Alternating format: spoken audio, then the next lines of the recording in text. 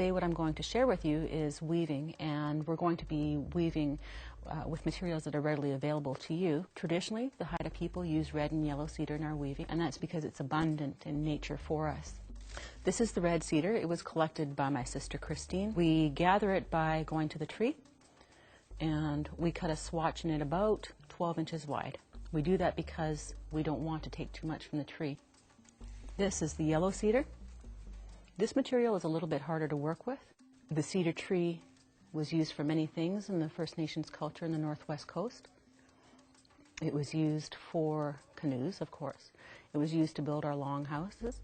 It was used to make clothing for us. It was used to make rope, and that rope could be used for everyday functions in life. It could be used for fishing nets. It could be used for making rope to lash things together.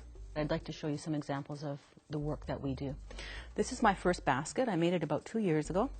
It is made of red and yellow cedar bark. Our baskets were used for gathering. We would take our baskets and we would go berry picking. We would go and gather other roots and vegetables in the woods, and we'd take our baskets with us. This is a cedar bark hat done in the traditional style of the Haida people. It's made with red cedar bark. The cedar tree was very special to us. It provided us with many things from life right through death.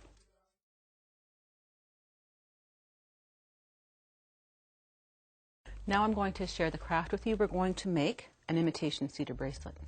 To show the students how to weave, you can use materials that you have in class. I suggest some poster board and maybe some brown construction paper. We take our paper and we're going to score it along the edge, approximately 1 inch wide, for 18 to 20 inches. The next step is to cut along the scored line that you just made. Our next step is to measure the bracelet for size. Coil the strip around. Ensure that it fits just around the base of your thumb. When you've done that, remove it and make a simple little score line. We're going to make this bracelet 5 strips wide, so I need to score 4 little lines. Cut each one of those scored lines. For the students, this can be a really time-consuming process, but it's well worth the effort. It gives the students a full appreciation of what it takes to weave. I've got my 5 strips cut, and I'm ready to start weaving.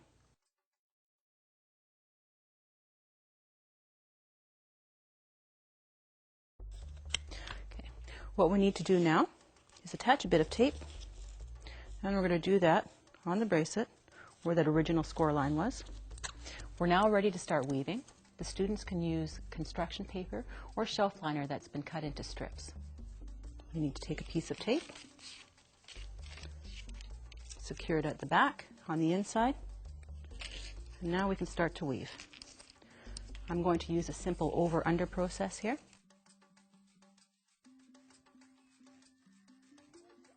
Traditionally, we use a tool something similar to this. We use it to push the weaving down so it's nice and tight all the way around.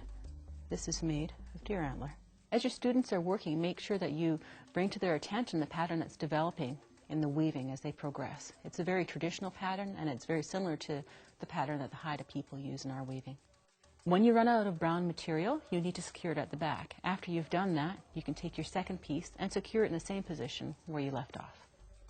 After a while, the students will develop their own style of weaving. We'll continue to do this all around the bracelet.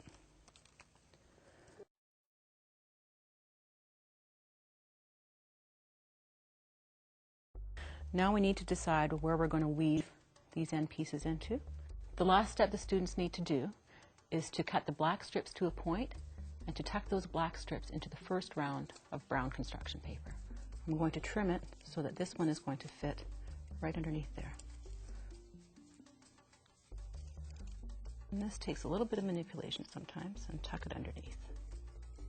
Now I can take the inside piece, make my last little snip, secure it down with a bit of tape, and our bracelet is now complete.